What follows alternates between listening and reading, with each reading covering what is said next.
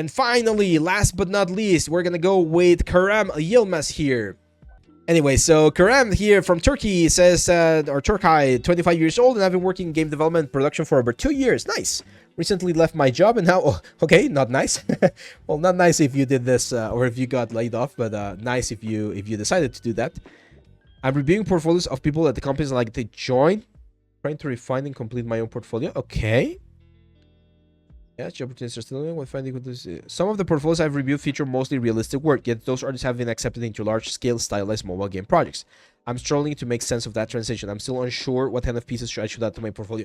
So the thing is, if you are really good at realism, it's very easy to pivot to doing like stylized things, because stylized tends to be just a simplification of realism. So yeah, that's the reason why you might be seeing that in portfolios from people who are getting accepted. However, it really depends. It really depends. Like, I would always tell people to focus on what they're the best at, to be honest. Let's take a okay.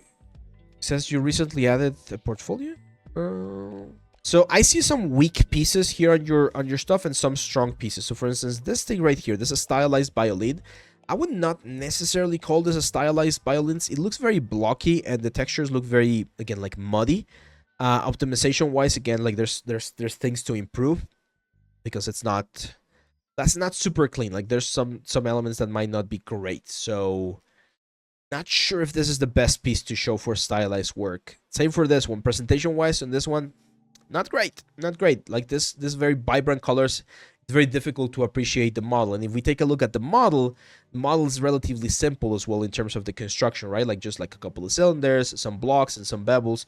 So I would not call this optimized for games or anything. I know you did this 3 years ago, so I understand that your skills might not be here anymore and you might have improved quite a bit, which is great, but we gotta be careful about what we leave in the portfolios. Same for this one. This one's a little bit better, but again, it feels very blocky, Kerem. Feels very blocky, and I'm sorry to be ending in this harsh note right here with portfolio reviews, but I want to be very honest. Like, if you already had a job, that's why I recommend don't leave that job. Keep learning there as much as you can, because if you leave that job and your portfolio is not up to the level, finding another job or the next job is going to be more tricky, right? So yeah, my main thing with your portfolio, my friend, the main feedback that I'm going to give you, this is definitely better, but all of the previous pieces, they were just way too simple in terms of the modeling, right? This one I definitely like more. It definitely looks like, yeah, definitely Overwatch style. Some of the colors are still a little bit muddy. We can probably control them a little bit more, meaning like simplify the colors a little bit so that they don't look too noisy. And one of the things that we need to see, yeah, things like this, like breakdowns. So try count is fine. Packing is fine. Is it the models or texturing that is more problematic? In this particular portfolio, I would say the modeling. Like, the modeling is just way too simple. And again, it's not that it's bad. It's not like there's no issues if the modeling is simple. The problem is, remember the little talk that we have earlier today, the business side of things, the artistic side of things. So if you put yourself in the business side of things, who do you want to hire? Do you want to hire an artist that has a lot of very simple models, good models, but a lot of simple models, even if you know you're going to need someone who can do complex stuff? Or do you hire someone who knows how to do very complex models, even if you know you're going to be asking him to do simple things, right? It's safer to hire the guy who knows how to do very complex stuff, even if I ask him to do simple things, because I know he's going to be able to do it.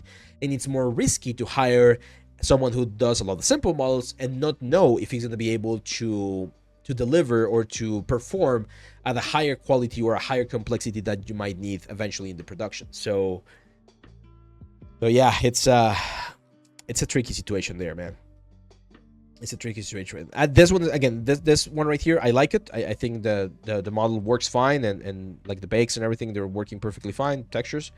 But you need to do more of that stuff, because some of these older elements are not holding up to this quality that I see right here. Okay, Kerem? So hopefully that helps you out.